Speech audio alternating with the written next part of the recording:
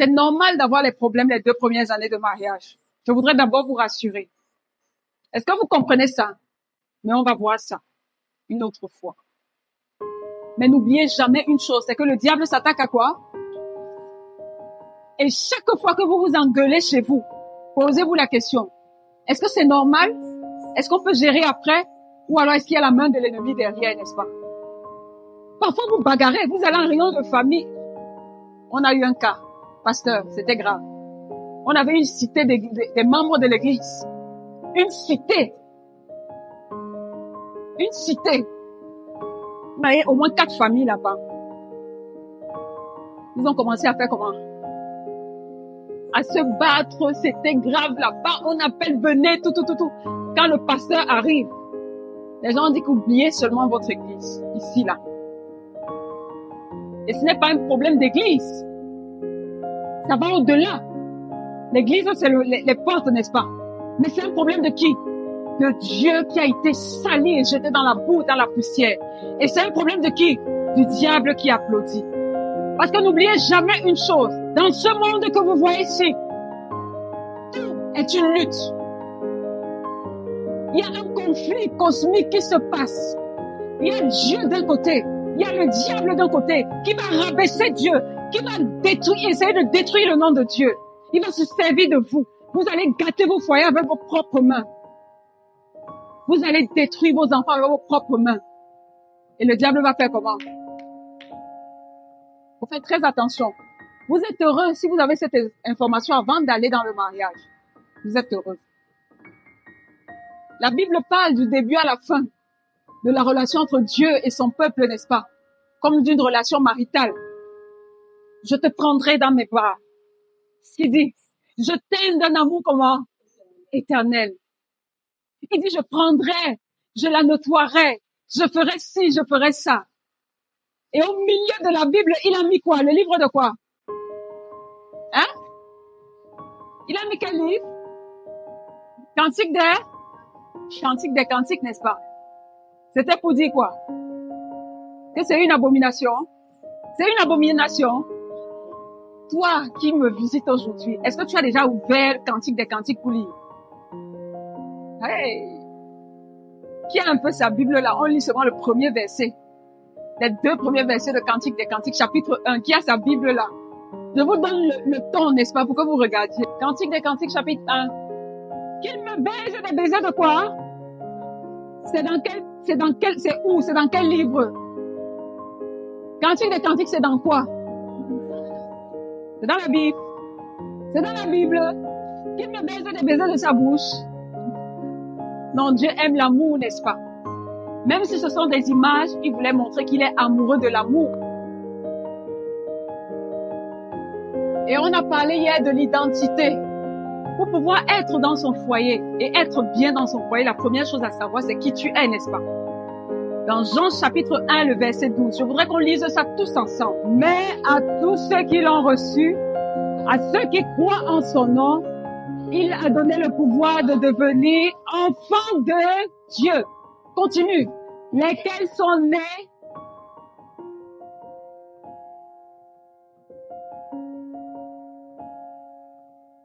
Vous n'avez pas compris ce verset.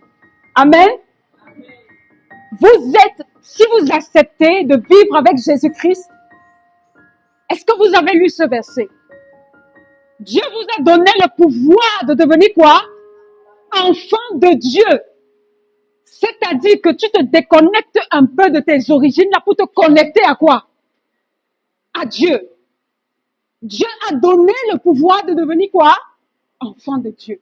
Et les enfants de Dieu ne sont ni de quoi? Ne sont pas nés de la volonté de l'homme, c'est-à-dire homme-femme. Ne sont pas nés de la chair ni du sang. Mais ils sont nés de qui? De Dieu. De Dieu, n'est-ce pas? Et je vous raconte comme ça l'histoire d'une sœur de Bali à l'époque. Parce qu'on est à Bali depuis 1997, quand je me baptisais.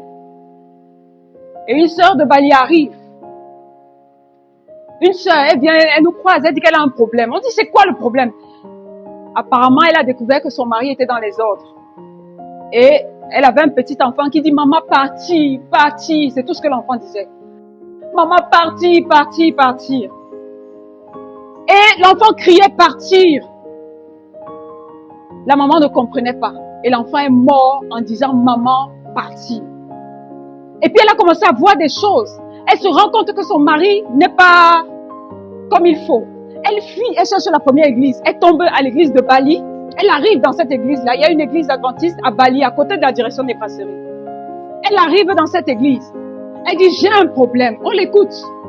Elle dit, j'ai un problème. On l'a accompagnée. On a prié avec elle. On l'a accompagnée. On a décidé qu'elle se baptise et qu'on prie pour ses enfants. La dame a suivi des études et elle a été comment? Baptisée. Et les enfants, on a imposé les mains aux enfants. C'est biblique. La Bible dit que Jésus a béni les enfants. Quand elle est rentrée ce jour-là, elle arrive chez elle. Elle s'assoit. Son mari arrive furieux à la maison. C'est une histoire vraie, je vais vous donner son nom. Furieux à la maison.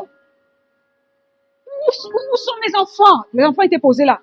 Elle est où ma femme? Elle est où? Elle est où? Il a traversé la femme là plusieurs fois.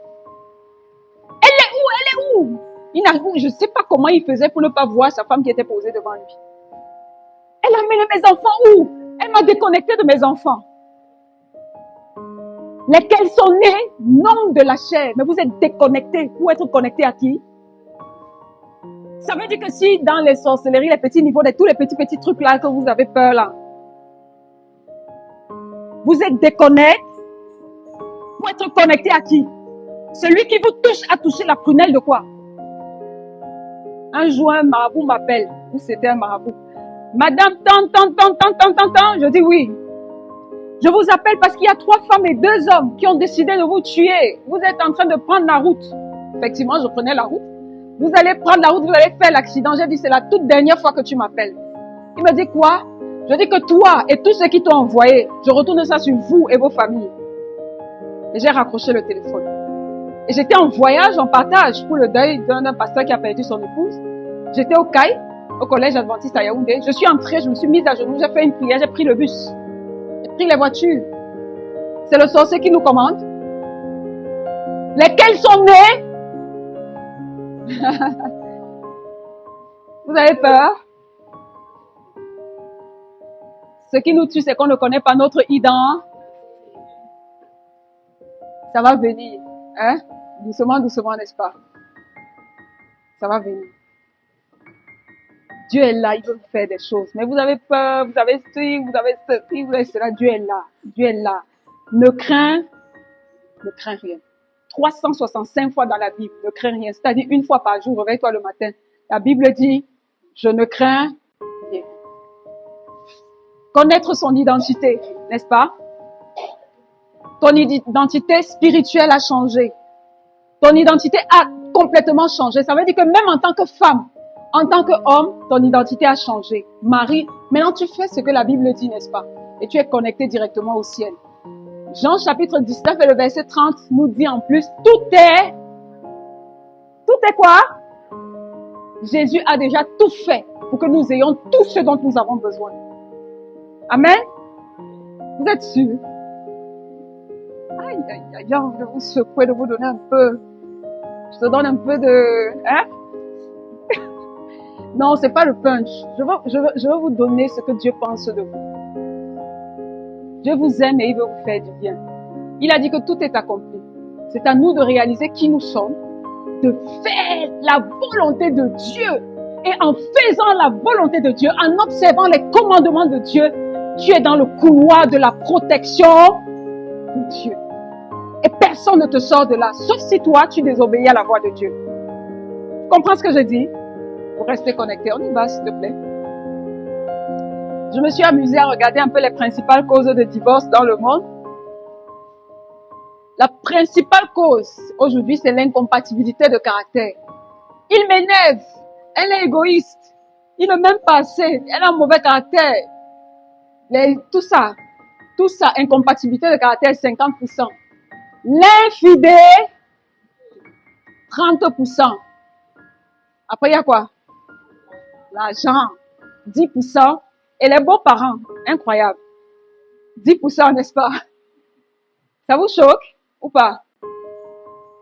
Répondez-moi. Ça choque? Qu'est-ce qui choque le plus? Hein? Incompatibilité d'humeur. On fait comment pour être ensemble? L'incompatibilité d'humeur, si, que vous voyez, c'est simplement parce qu'on ne respecte pas ce qu'on est en train de voir, n'est-ce pas? Tu ne sais pas qui tu es. Et tu traites l'autre sans savoir qui est l'autre. Vous traitez n'importe comment, allons-y. Donc aujourd'hui, on va juste, tu peux avancer s'il te plaît. On va juste parler de la gravité du mariage ce soir. Je vais descendre un peu. Et ça, c'est important à savoir. Si tu veux bâtir un mariage heureux, ne remets jamais en cause l'engagement que tu as fait. Ne remets jamais en cause quoi? Même dans les moments... Passe un peu. Je vais montrer quelque chose. Qu'est-ce qu'on dit lorsqu'on est devant le Père? Je m'engage. Non, comment vous dites? Je m'engage à faire quoi? Je m'engage à t'aimer, à te chérir. La période là, on est comment? On est content. Au-delà de ça, dans les bons comme dans les mauvais, cher couple, vous vous aimez déjà encore? On continue? Ça va? Je promets de l'aimer quand elle m'énerve jusqu'à ou quand elle me plaît. Je promets de l'aimer dans la maladie, pustule sur la personne. Je promets de l'aimer quand l'argent arrive et que je suis un homme. Je promets de l'aimer quand il perd son travail et que je suis une femme. Dans les bons comme dans les... Devant qui tu prends cet engagement? Non. Est-ce que c'est devant Dieu? C'est devant Dieu. Tu appelles Dieu à témoin. Tu appelles Dieu à témoin. Qu'est-ce que la Bible dit? De ne pas faire quoi? Un vœu. Si on sait qu'on ne peut pas faire comment? Qui t'a envoyé aller dire ça?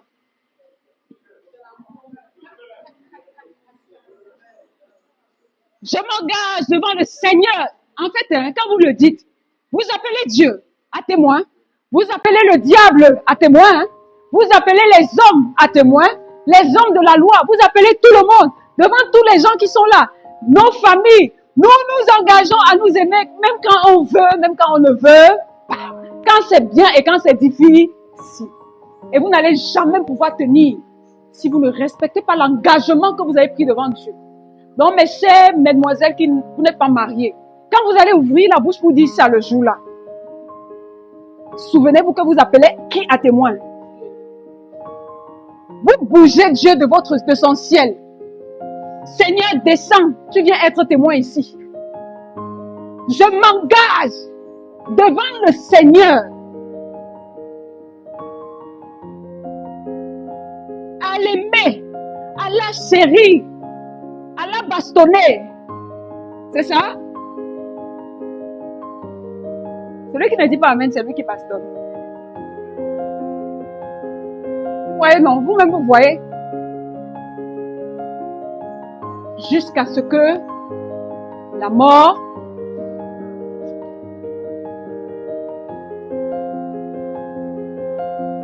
légalement, la mort, c'est la fin du mariage.